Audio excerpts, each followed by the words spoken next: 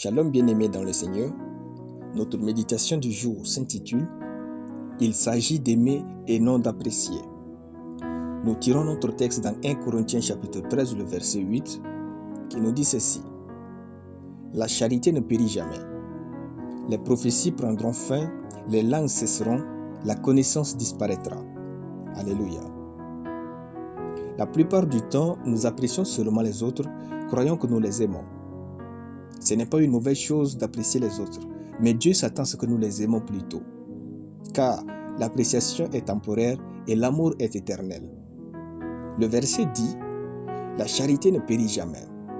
C'est-à-dire, si nous devenons un avec l'amour, aimant les autres et Dieu, nous serons indestructibles.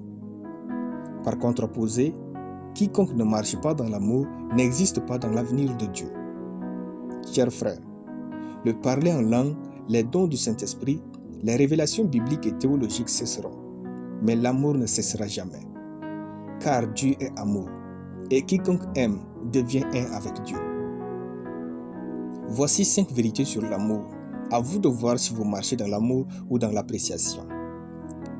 Première chose, jusqu'à ce que vous ayez envie et raison de détruire la personne qui vous a offensé, mais vous lui pardonnez, vous ne pourriez pas dire que vous avez de l'amour.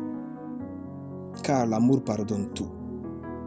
Sinon, c'était de l'appréciation qui était entre vous. Dieu aurait raison de nous détruire lorsque nous étions pécheurs.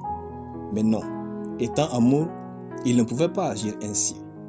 Il est alors écrit, « Mais Dieu prouve son amour envers nous en ce que, lorsque nous étions encore des pécheurs, Christ est mort pour nous. » Romains chapitre 5, les versets 8 et 9.